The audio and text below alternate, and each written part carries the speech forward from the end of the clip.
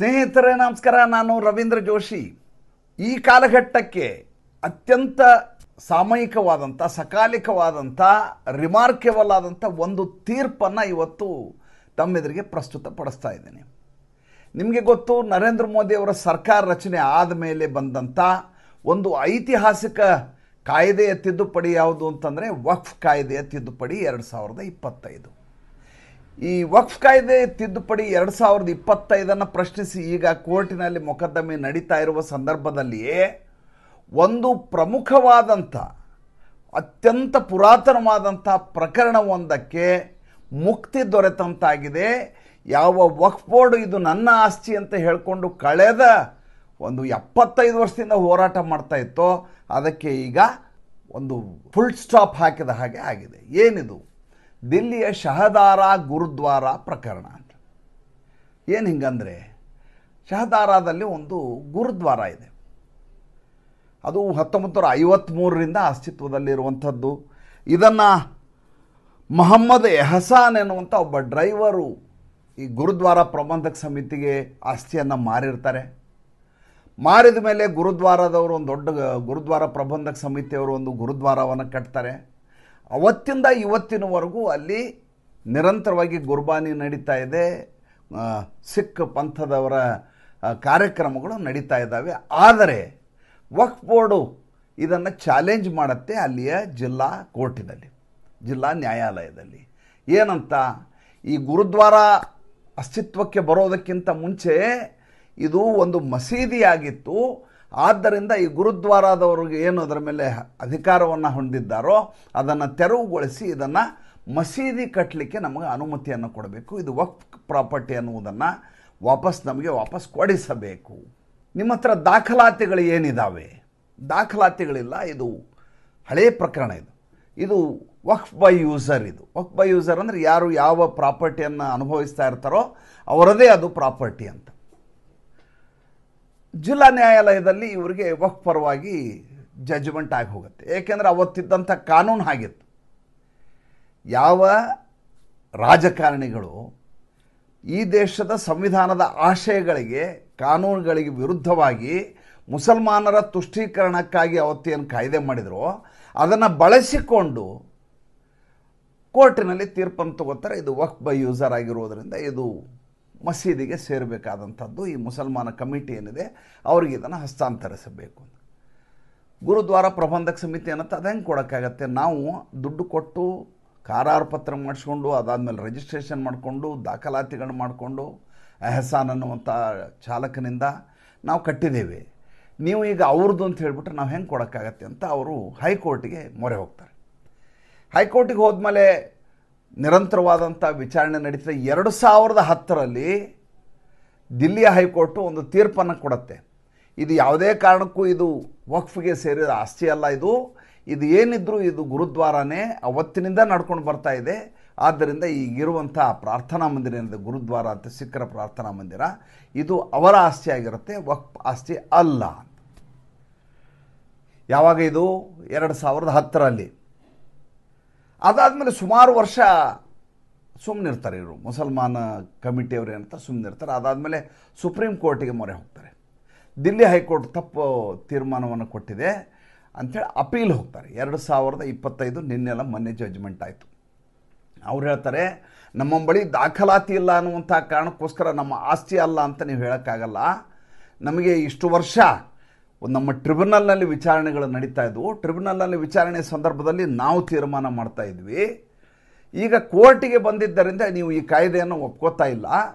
ನಮಗೆ ಇದನ್ನ ಹೈಕೋರ್ಟಿನ ಏನು ತೀರ್ಪಿದೆ ಅದಕ್ಕೆ ವ್ಯತಿರಿಕ್ತವಾಗಿ ನಮಗೆ ನಮ್ಮ ಪರವಾಗಿ ನಮ್ಮ ವಾದ ಮಂಡನೆಗೆ ಅವಕಾಶ ಕೊಡಬೇಕು. ಆ ವಕೀಲ ಹೆಸರು ಸಂಜಯ್ ಘೋಷ್ ಅಂಥೇಳಿ ಈ ಮುಸಲ್ಮಾನರ ಕಮಿಟಿಯ ಪರವಾಗಿ ವಾದ ಮಂಡನೆ ಮಾಡ್ತಾರೆ. ನೋಡಿ, ಯಾವಾಗಲೂ ಎಲ್ಲ ಈ ವಕ್ಫ್ ಕಾಯ್ದೆಯ ಪ್ರಕರಣಗಳೇನಿದ್ದಾವೆ ಅವು ಹೆಚ್ಚಾಗಿ ಅಭಿಷೇಕ್ ಮನು ಸಿಂಘ್ವಿ, ಕಪಿಲ್ ಸಿಬಲ್ಲು, ರಾಜೀವ್ ಧವನ್ನು ಇವರೇ ಯಾವಾಗಲೂ ಕೇಸನ್ನು ನಡೆಸೋದು. ಇವು ಅವ್ರದ್ದೇ ಗುಂಪಿನ ಮನುಷ್ಯ ಸಂಜಯ್ ಘೋಷ್. ಇವರು ಇದು ಗುರುದ್ವಾರ ಪ್ರಬಂಧಕ ಸಮಿತಿಗೆ ಸಂಬಂಧಪಟ್ಟದ್ದಲ್ಲ, ಇದು ವಕ್ಫ್ದು, ನೀವು ಹೈಕೋರ್ಟ್ನ ಆರ್ಡ್ರನ್ನು ರದ್ದು ಮಾಡಿ ಇವರಿಗೆ ನ್ಯಾಯ ಕೊಡಿಸಿ ಅಂತ ವಾದ ಮಂಡನೆ ಮಾಡ್ತಾರೆ. ಮತ್ತು ಗುರುದ್ವಾರ ಪ್ರಬಂಧಕ ಸಮಿತಿಯವರು ತಮ್ಮದೇನೋ ದಾಖಲಾತಿಗಳನ್ನು ಕೊಡ್ತಾರೆ. ಕೋರ್ಟ್ ಹೇಳುತ್ತೆ, ನೋಡಿ ಇಷ್ಟು ವರ್ಷಗಳಿಂದ ನಿರಂತರವಾಗಿ ನಡ್ಕೊಂಬಂದಿರುವಂಥ ಗುರುದ್ವಾರ ಅಲ್ಲಿ ನಡೀತಾ ಇರೋದು, ನೀವು ಇದ್ದಕ್ಕಿದ್ದ ಹಾಗೆ ಈ ರೀತಿ ಕಾನೂನನ್ನು ಹೇಳ್ಕೊಂಡು ಹಳೆ ಕಾನೂನು ಹೇಳ್ಕೊಂಡು ಇಲ್ಲಿ ಮಾಡಿ ನಡೆಯಲ್ಲ, ನಿಮ್ಮ ಕೇಸನ್ನು ವಜಾ ಮಾಡ್ತೀನಿ ಅಂತ ನಿನ್ನೆ ಸುಪ್ರೀಂ ಕೋರ್ಟ್ ವಜಾ ಮಾಡಿದೆ. ಸತೀಶ್ ಚಂದ್ರ ಶರ್ಮಾ ಹಾಗೂ ಸಂಜಯ್ ಕರೋಲ್ ಅನ್ನುವಂಥ ದ್ವಿಸದಸ್ಯ ಪೀಠದಲ್ಲಿ, ಸುಪ್ರೀಂ ಕೋರ್ಟ್ನ ದ್ವಿಸದಸ್ಯ ಪೀಠದಲ್ಲಿ ತೀರ್ಪು ನೀಡಲಾಗಿದೆ. ಇದು ವಕ್ಫ್ನ ವಿರುದ್ಧವಾಗಿ ಬಂದಿರುವಂಥ ತೀರ್ಪು. ಗುರುದ್ವಾರ ಪ್ರಬಂಧಕ ಸಮಿತಿಯ ಪರವಾಗಿ, ಅಂದರೆ ಅವರದೇ ಆಸ್ತಿ ಅಂತ ಕೋರ್ಟು ಒಪ್ಪಿಕೊಂಡಿದೆ. ಯಾಕೆ ಈ ಪ್ರಕರಣವನ್ನು ಇವತ್ತು ಪ್ರಸ್ತಾಪ ಮಾಡಿದೆ ಅಂದರೆ, ಇವತ್ತಿನ ಕಾಲಘಟ್ಟದಲ್ಲಿ ಯಾವ ಪ್ರಕರಣಗಳು ಟ್ರಿಬ್ಯುನಲ್ನಲ್ಲಿ ಇಡಬೇಕೋ ಅಂಥ ಟ್ರಿಬ್ಯುನಲ್ ವ್ಯತಿರಿಕ್ತವಾಗಿ ಕೋರ್ಟಿನಲ್ಲಿ ಮೊಕದ್ದಮೆಗಳು ಬರ್ತಾ ಇದ್ದಾವೆ. ಕೋರ್ಟು ಕೂಡ ಹಳೆಯ ಕಾಯ್ದೆಯನ್ನು ಎತ್ತಿ ಹಿಡಿಯುವಂಥ ಕೆಲಸ ಮಾಡ್ತಾ ಇಲ್ಲ. ಇವತ್ತು ದಾಖಲಾತಿಗಳ ಮೂಲಕ, ನೋಂದಣಿಯ ಮೂಲಕ ಏನಿದೆ ಅದನ್ನು ಮಾತ್ರ ನೀವು ತೋರಿಸಬೇಕು, ಅದು ಬಿಟ್ಟು ನೀವು ಯಾವುದೋ ವಕ್ಫ್ ಬೈ ಯೂಸರ್ ಅಂಥೇಳಿ ನಾವು ಒಪ್ಪಲಿಕ್ಕೆ ಆಗೋದಿಲ್ಲ ಅಂತ ಕೋರ್ಟು ಸ್ಪಷ್ಟವಾಗಿ ಅವರ ವಾದವನ್ನು ನಿರಾಕರಣೆ ಮಾಡ್ತಾ ಇದೆ ಮತ್ತು ಕಾನೂನುಬದ್ಧವಾಗಿರುವುದನ್ನು ಮನ್ನಣೆ ಮಾಡ್ತಾ ಇದೆ. ಹಾಗಾದರೆ ಇಷ್ಟು ವರ್ಷ ಕೇಸುಗಳು ಬಂದವಲ್ಲ, ಅದು ಹೇಗೆ ಅಂತ ನೀವು ಕೇಳ್ಬೋದು. ವಕ್ಫ್ ಟ್ರಿಬ್ಯುನಲ್ನಲ್ಲೇ ಎಲ್ಲ ಆಗಬೇಕು ಅಂತಂದ್ರೆ ನೀವು ಬೇರೆ ಬೇರೆ ಪ್ರಕರಣಗಳಿದ್ದಾವೆ. ಈಗ ದಿಲ್ಲಿ ಹೈಕೋರ್ಟ್ನವರ ಜಾಗವನ್ನೇ ನುಂಗಿ ಹಾಕಿದ್ದಾರೆ ವಕ್ಫ್ ಬೋರ್ಡ್ನವರು ದಿಲ್ಲಿಯಲ್ಲಿ. ಆ ಪ್ರಕರಣ ಹೇಗೆ ನಡೀತು, ಟ್ರಿಬ್ಯುನಲ್ನಲ್ಲೇ ಆಗಲಿಲ್ಲ ಅಂತ ನೀವು ಪ್ರಶ್ನೆ ಮಾಡ್ಬೋದು. ಅವರೆಲ್ಲ ಸಾರ್ವಜನಿಕ ಹಿತಾಸಕ್ತಿಯ ಮೊಕದ್ದಮೆ ಅಂತ ಹಾಕಿ ತದನಂತರ ಅದು ರೆವಿನ್ಯೂ ಲೀಗಲ್ ಬ್ಯಾಟಲ್ನಲ್ಲಿ ಬಂದು ನಿಲ್ಲುವಂಥದ್ದು. ನೇರವಾಗಿ ಒಂದೇ ವಿಷಯದ ಕುರಿತು ಎರಡು ವಾದ ಮತ್ತು ಪ್ರತಿವಾದ ಆಗಿ ಈ ರೀತಿ ತೀರ್ಪುಗಳು ಬಂದಿರುವಂಥದ್ದು ರಿಮಾರ್ಕೆಬಲ್ ಜಡ್ಜ್ಮೆಂಟ್ಗಳು. ಆದ್ದರಿಂದ ಇದನ್ನು ಇವತ್ತು ಪ್ರಸ್ತಾಪ ಮಾಡಿದೆ. ಇದರ ಜೊತೆ ಇನ್ನೊಂದು ವಿಷಯವನ್ನು ನಿಮಗೆ ಹೇಳಲೇಬೇಕು. ಏನಪ್ಪ ಅಂತಂದರೆ, IMFನವರು ಮತ್ತೆ $1 ಬಿಲಿಯನ್ ಇವರಿಗೆ ಪಾಕಿಸ್ತಾನದವರಿಗೆ ಬಿಡುಗಡೆ ಮಾಡಿದ್ದಾರೆ. ಅವರ ಬೇಲ್ಔಟ್ ಅಂತ ಮಾಡಿದ್ದಾರೆ. ಬೇಲ್ಔಟ್ ಅಂದರೆ ಏನು? ಈಗಾಗಲೇ ಸಾಲದಿಂದ ಯಾವ ದೇಶ ದಿವಾಳಿ ಆಗ್ತಾ ಇದೆಯೋ ಅದು ದಿವಾಳಿ ಆಗಲಾರದ ಹಾಗೆ ತಡೆಯಲಿಕ್ಕಾಗಿ IMFನವರು ನೀಡುವಂಥ ದುಡ್ಡಿಗೆ ಬೇಲ್ಔಟ್ ಅಂತ ಹೇಳ್ತಾರೆ. ಈ ಜಗತ್ತಿನ 40 ದೇಶಗಳು ಇದಕ್ಕೆ ಸದಸ್ಯತ್ವ ಹೊಂದಿದ್ದಾವೆ. 32% ಸ್ಟೇಕು ಅಮೇರಿಕಾದ್ದಿದೆ. ಯಾವಾಗ ಯುದ್ಧ ಆಗತ್ತೋ, ಯುದ್ಧ ಆದ ಸಂದರ್ಭದಲ್ಲಿ ಯಾವಾಗ ಪಾಕಿಸ್ತಾನ ಸೋಲತ್ತೋ ಆ ಸಂದರ್ಭದಲ್ಲಿ ಅಮೇರಿಕ ಒತ್ತಡವನ್ನು ಹೇರಿ ಪಾಕಿಸ್ತಾನಕ್ಕೆ ಈ ರೀತಿ ದುಡ್ಡನ್ನು ಕೊಡಿಸುತ್ತೆ. ಇಲ್ಲಿವರೆಗೂ ಭಾರತ ಅದರ ಸದಸ್ಯನಾಗಿರುವುದರಿಂದ ಬಡ ರಾಷ್ಟ್ರಗಳಿಗೆ, ದುರ್ಭಿಕ್ಷಗೊಂಡವರಿಗೆ ಸಹಾಯ ಮಾಡಲಿಕ್ಕಾಗಿ ಸದಸ್ಯ ರಾಷ್ಟ್ರ ಆಗಿ ದುಡ್ಡನ್ನು ಕೊಡ್ತಾನೇ ಇದೆ. ಭಾರತ ಯಾವತ್ತೂ ಸಾಲ ತಗೊಂಡಿಲ್ಲ. 1993ರಲ್ಲಿ ಸಾಲವನ್ನು ತೆಗೆದುಕೊಂಡಿತ್ತು, 2000ದಲ್ಲಿ ಸಾಲವನ್ನು ತೀರಿಸ್ತು. 2000ದಿಂದ ಇಲ್ಲಿಯವರೆಗೂ ಕೂಡ ಒಂದೇ ಒಂದು ಸಲ ಭಾರತ IMF ಲೋನ್ಗೆ ಕೈ ಚಾಚಿಲ್ಲ. ಆದರೆ ಪಾಕಿಸ್ತಾನ ಇಲ್ಲಿವರೆಗೂ ಬೇರೆಯವರ ಹತ್ರ ಸಾಲವನ್ನು ತೆಗೆದುಕೊಂಡೇ ದೇಶವನ್ನು ಮುನ್ನಡೆಸ್ಕೊಂಡು ಹೋಗ್ತಾ ಇದೆ ವಿನಃ ಅದು ಕೂಡ ದೇಶದ ಅಭಿವೃದ್ಧಿಗಲ್ಲ. ದಿವಾಳಿಯಾಗುವುದನ್ನು ತಪ್ಪಿಸಲಿಕ್ಕೆ ಸಾಲದ ಮರುಪಾವತಿಗಾಗಿ ಹೊಸ ಸಾಲ ಮಾಡ್ತಾ ಇರೋದು. ಈ ರೀತಿಯಾದಂಥ ವಿದ್ಯಮಾನ. ಇನ್ನೊಂದು ವಿಷಯವನ್ನು ನಮ್ಮ ಸಾಮಾಜಿಕ ಪರಿವಾರದ ಸದಸ್ಯರು ಕೇಳಿದ್ರು, ಏನಿದು UNSC ಸದಸ್ಯತ್ವವನ್ನು ಪಾಕಿಸ್ತಾನಕ್ಕೆ ಕೊಟ್ಟಿದ್ದಾರೆ ಅಂತಲ್ಲ ಅಂತೇಳಿ. ಸೊ ಅದು UNSC ಮೆಂಬರ್ಶಿಪ್ ಅಲ್ಲ, ಅದಕ್ಕೆ ತಾಲಿಬಾನ್ ಪ್ರತಿಬಂಧ ಸಮಿತಿ ಅಂತ ಮಾಡಿದ್ದಾರೆ. ಅದರ ಅಧ್ಯಕ್ಷತೆಯನ್ನು ವಿಶ್ವಸಂಸ್ಥೆ ಪಾಕಿಸ್ತಾನಕ್ಕೆ ಕೊಟ್ಟಿದೆ. ಇದ್ರ ಮಜಾ ಕೇಳ್ಬೇಕು ನೀವು ಏನಂತೇಳಿ.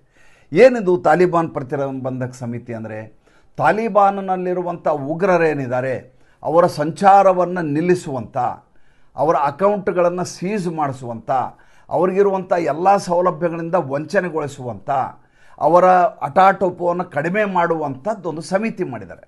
ಯಾರ್ದು? ಉಗ್ರರ ಅಟಾಟೋಪ ಕಿರುಕುಳವನ್ನು ನಿಲ್ಲಿಸಲಿಕ್ಕೆ ಒಂದು ಸಮಿತಿ. ಆ ಸಮಿತಿಯ ಮುಖ್ಯಸ್ಥ ಯಾರು ಅಂದರೆ ಪಾಕಿಸ್ತಾನ.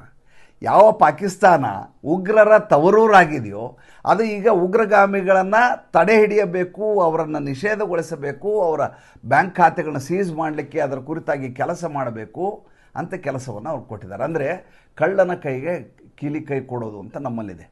ಇದು ಕಳ್ಳನ ಕೈ ಕೀಲಿ ಕೈ ಕೊಟ್ಟಿಲ್ಲ, ಈಗ ಢಕಾಯಿತನ ಕೈಯಲ್ಲಿ ಕೀಲಿ ಕೈ ಕೊಟ್ಟಿದ್ದಾರೆ. ಒಂದು ಅದ್ಭುತವಾದ ಹಿಂದಿ ಮಾತಿದೆ, ಏನಪ್ಪ ಅಂತಂದರೆ, ಝೂಟೋನೆ ಝೀಟೋ ಝೂಟೋನ್ಸೆ ಬೋಲಾ ಸಚ್ ಕೆಹನೆ ಕೆ ಲಿಯೆ ಅಂತ. ಸುಳ್ಳರಿಗೆ ಹೇಳಿದ್ರಂತೆ, ಏನಂತ? ಸತ್ಯವನ್ನು ಹೇಳು ಅಂತ. ಝೂಟೋಂಕೆ ದರ್ವಾಜೆ ಪರ್ ಸಚ್ ಕಾ ನಾಮ್ ಫಲಕ್ ಅಂತ. ಸುಳ್ಳಿನ ಮನೆಯ ಮುಂದೆ ಸತ್ಯದ ನಾಮಫಲಕ ಅಂತ ಹೆಸರಿನ ಬೋರ್ಡು ಅಂತ. ಆ ರೀತಿಯ ಸ್ಥಿತಿಯಾಗಿದೆ. ಆಮೇಲೆ ಬೆಳಗಿನ ಸಂಚಿಕೆಯಲ್ಲಿ, ಮಧ್ಯಾಹ್ನ ಸಂಚಿಕೆಯಲ್ಲಿ ಒಂದು ಸಣ್ಣ ಲೋಪ ಆಗಿದೆ, ತಮಗೆ ಕ್ಷಮೆ ಕೇಳಲೇಬೇಕು. ಏನಂದರೆ, ಈ ಬಿ ದಯಾನಂದ್ ಅಂಥೇಳಿ ಪೊಲೀಸ್ ಕಮಿಷನರ್ನೇನು ಇದ್ದಕ್ಕಿದ್ದ ಹಾಗೆ ಇವರು ಅಮಾನತ್ತಿನಲ್ಲಿ ಇಟ್ಟಿದ್ದಾರಲ್ಲ 5 ಅಧಿಕಾರಿಗಳನ್ನು, ಅದು ಹೇಳ್ತಾ ಒಂದು ಕಥೆಯನ್ನು ಪ್ರಸ್ತಾಪ ಮಾಡಿದ್ದೆ ನಾನು. ಕ್ರಿಕೆಟ್ಟು ಯಾವ ರೀತಿಯ ರೋಗ ಅಂದರೆ ಮನೆಯ ಪೇರೆಂಟ್ಸೇ ಅದಕ್ಕೆ ಸಂಪೂರ್ಣವಾಗಿ ಉನ್ಮಾದದಲ್ಲಿ ಮುಳುಗಿ ಹೋಗಿದ್ದಾರೆ. ಇನ್ನು ಮಕ್ಕಳಿಗೆ ಅವ್ರು ಏನು ಬುದ್ಧಿ ಹೇಳ್ತಾರೆ ಅಂತ ಒಂದು ರಾಮಕೃಷ್ಣ ಪರಮಹಂಸರ ಕತೆ ಹೇಳಿದ್ದೆ. ಬೆಲ್ಲ ತಿನ್ನುವ ಕತೆ. ತಾಯಿ ಮಗ ಬೆಲ್ಲ ಭಾಳ ತಿಂತಾನಂತೆ. ರಾಮಕೃಷ್ಣ ಪರಮಹಂಸರ ಹತ್ರ ಹೋಗಿ ದಯವಿಟ್ಟು ಬಿಡಿಸಿ ಅಂದಾಗ ರಾಮಕೃಷ್ಣ ಪರಮಹಂಸರು 4-5 ಸಲ ಮುಂದೂಡ್ತಾರೆ. ಯಾಕೆ ಅಂತ ಕೇಳಿದ್ರೆ ನಾನೇ ಬೆಲ್ಲ ತಿಂತಾ ಇದ್ದೆ, ಅವನಿಗೇನು ಬುದ್ಧಿ ಹೇಳಲಿ ಅಂತ ಹೇಳ್ತಾರೆ ಅಂತ ಹೇಳಿದೆ. ಆದರೆ ನಾನು ರಾಮಕೃಷ್ಣ ಪರಮಹಂಸರ ಹೆಸರು ಹೇಳೋ ಬದಲು ಶಂಕರಾಚಾರ್ಯರು ಅಂತ ಹೇಳ್ಬಿಟ್ಟು ತಪ್ಪಾಗಿದೆ. ಅದು ನಾನು ಮಾತಿನ ಓಘದಲ್ಲಿ ಆಗಿರುವಂಥ ಮಿಸ್ಟೇಕು. ಭಾಳಷ್ಟು ಜನ ಸಾಮಾಜಿಕ ಪರಿವಾರದ ಸದಸ್ಯರು ನೀವು ಪ್ರತಿಕ್ರಿಯೆಯನ್ನು ಕೊಟ್ಟಿದ್ದೀರಿ. ಪ್ರತಿಕ್ರಿಯೆ ಕೊಟ್ಟದ್ದು ನನಗೆ ಬೇಸರ ಇಲ್ಲ, ಸಂತೋಷ. ಯಾಕೆಂದರೆ ನಾವು ಮಾಡುವ ತಪ್ಪನ್ನು ತೋರಿಸಿದಾಗ ನಮಗೆ ತಿದ್ದುಕೊಳ್ಳುವ ಅವಕಾಶ ಆಗುತ್ತೆ. ಭಾಳಷ್ಟು ಸಲ ಏನಾಗುತ್ತೆ, ನಮ್ಗೆ ಗೊತ್ತಿರುತ್ತೆ, ಆದರೆ ಹೇಳುವ ಭರದಲ್ಲಿ ಹೆಸರು ತಪ್ಪಾಗುತ್ತೆ. ಇದು ಹೆಂಗೆ ಅಂತಂದರೆ ಹೇಳುವ ಭರ, ವೇಗ ಏನಿರ್ತಲ್ಲ, ಆ ವೇಗದ ಮಧ್ಯದಲ್ಲಿ ರಾಮಕೃಷ್ಣ ಪರಮಹಂಸಲ್ಲಿ ಶಂಕರಾಚಾರ್ಯ ಅಂದ್ಬಿಡ್ತಾರೆ. ನಾನು ಶಂಕರಾಚಾರ್ಯರ ಹೆಸರು ಹೇಳುವಾಗಲೂ ಕೂಡ ಮನಸ್ಸಿನಲ್ಲಿ ನನ್ನ ಚಿತ್ರವೊಂದು ಶಂಕರಾಚಾರ್ಯರದಲ್ಲ. ಶಂಕರಾಚಾರ್ಯ ಸತ್ಸಂಗ ಮಾಡಿದಂಥ ನಿಮ್ಮ ಉದಾಹರಣೆಗಳು ಭಾಳ ಕಡಿಮೆ ಸಿಗ್ತವೆ. ಹಂಗೆ ರಾಮಕೃಷ್ಣ ಪರಮಹಂಸರದಾದರೆ ಈ ರೀತಿಯಾದಂಥ ಕಥೆಗಳು ಬೇಕಾದಷ್ಟು ಸಿಗ್ತವೆ. ಶಂಕರಾಚಾರ್ಯ ಪರ್ಯಟನೆ ಮಾಡುವ ಮೂಲಕ ಹಿಂದೂ ಧರ್ಮದ ಪುನರುಜ್ಜೀವನ ಮಾಡಿದರು. ರಾಮಕೃಷ್ಣ ಪರಮಹಂಸರು ಧರ್ಮವನ್ನು ಬೆಳೆಸಲಿಕ್ಕೆ ಉಪನ್ಯಾಸಗಳನ್ನ ಮಾಡಿಕೊಂಡು ಶಿಷ್ಯ ಪಡೆಯನ್ನು ಬೆಳೆಸ್ಕೊಂಡು ಹೋದರು ವಿವೇಕಾನಂದರ ರೀತಿಯಲ್ಲಿ. ನನ್ನ ಕಣ್ಣು ಮುಂದೆ ಬಂದದ್ದು ರಾಮಕೃಷ್ಣ ಪರಮಹಂಸರೇ. ಕಲ್ಕತ್ತಾ ರಾಮಕೃಷ್ಣ ಪರಮಹಂಸರು ಎಲ್ಲ ಬಂತು. ಹೆಸರು ಹೇಳುವಾಗ ಶಂಕರಾಚಾರ್ಯ ಅಂತ ಹೇಳ್ಬಿಟ್ಟೆ. ಇದು ಲೋಪವೇ, ಸಣ್ಣದು ದೊಡ್ಡದು ಅಂತಿಲ್ಲ. ಕ್ಷಮೆ ಇರಲಿ. ಮುಂದೆ ತಪ್ಪಾಗಲಾರದ ಹಾಗೆ ಮಾತನಾಡುವ ಪ್ರಯತ್ನ ಮಾಡ್ತೀನಿ. ಇನ್ನೊಂದು ವಿಷಯವನ್ನು ತಮಗೆ ಹೇಳಬೇಕು. ಏನಂದರೆ UNCTC ಅಂತ ಒಂದು ಕೌನ್ಸಿಲ್, ಆ್ಯಂಟಿ ಟೆರರಿಸ್ಟ್ ಕಮಿಟಿ ಅಂತ ಮಾಡಿದೆ ವಿಶ್ವಸಂಸ್ಥೆ. ಎಂಥ ವಿಚಿತ್ರ ನೋಡ್ರಿ, ವಿಶ್ವಸಂಸ್ಥೆಗೆ ಹಲ್ಲುಗಳಿಲ್ಲದ ಹಾವು ಇದು. ಇದಕ್ಕೇನು ಬೆಲೆ ಇಲ್ಲ. ಇದಕ್ಕೆ ಮುಂಚೆ ವಿಶ್ವಸಂಸ್ಥೆ ಅಂತ ಇರಲಿಲ್ಲ. ಇದು 2ನೇ ಮಹಾಯುದ್ಧದ ನಂತರ ಬಂದದ್ದು. ಮುಂಚೆ ಇದ್ದದ್ದು 1920ರಲ್ಲಿ ಲೀಗ್ ಆಫ್ ನೇಷನ್ಸ್ ಅಂತ ಇತ್ತು. ಈ ಲೀಗ್ ಆಫ್ ನೇಷನ್ಸು 1ನೇ ಮಹಾಯುದ್ಧದ ನಂತರ ಬಂದದ್ದು. ಅದನ್ನೇ ಮುಂಚೆ 1920ರಲ್ಲಿ ಬಂದದ್ದು. ಅದನ್ನು ಬರ್ಖಾಸ್ಟ್ ಮಾಡಿಬಿಟ್ರು, ಇದಕ್ಕೇನು ಪ್ರಸ್ತುತತೆ ಇಲ್ಲ ಅಂತ. 2ನೇ ಮಹಾಯುದ್ಧದ ನಂತರ 1945ರಲ್ಲಿ ಬಂದದ್ದು ವಿಶ್ವಸಂಸ್ಥೆ.